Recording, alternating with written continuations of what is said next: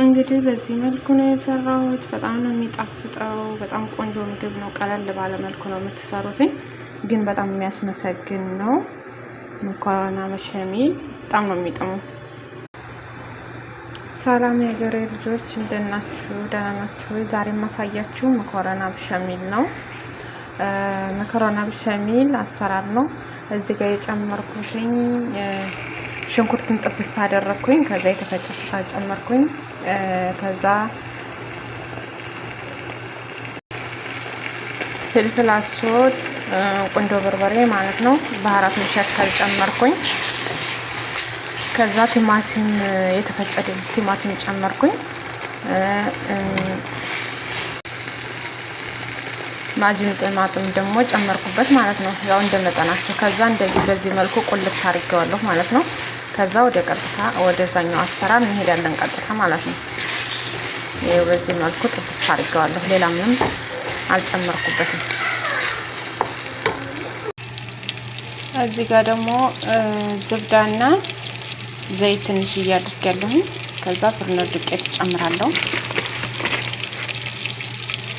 2 ማንኪያ ጨመርኩ ማለት ነው። በዚህ መልኩ ትንሽ ጠበስ ካረኩት በኋላ ወተት ጨምራለሁ ማለት ነው። እንደምታዩት ጨመርኩ። ያው እንደመጠናችሁ እንደ ቤተሰባችሁ መጠን። ከዛ ደግሞ ያው እንደምታዩት ጆዘህኒት ማለት ነው። ይሄን ጨምራለሁ። ቁንዶ በርበሬ ትንሽ እየጨመርበታለሁ። ከዛ ትንሽ እየጨው፣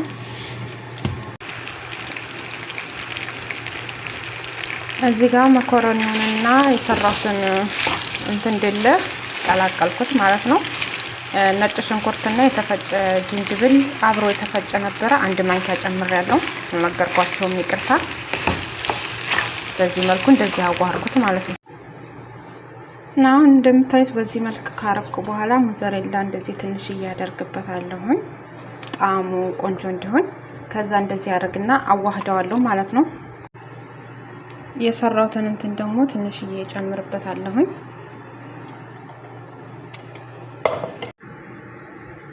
በዚህ መልኩ እንግዲህ ቀላቅየዋለሁ ማለት ነው። በደንብ ቀላቅየዋለሁ ከላይ እስከታች። ከዛ ይሄንን አደርጋለሁ ማለት ነው።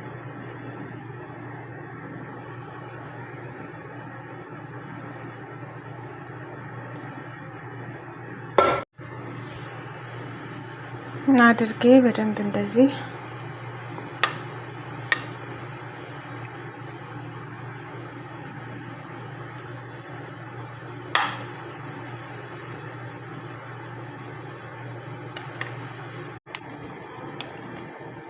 እንግዲህ በዚህ መልኩ እንትን ብያለሁ ማለት ነው። ከዛ ምን ጨምርበታለሁ? ሞዘሬላ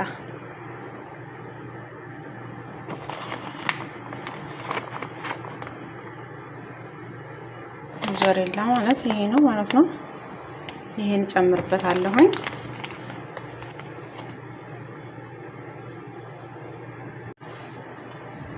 ያው በዚህ መልኩ እንደዚህ አድርጌዋለሁ።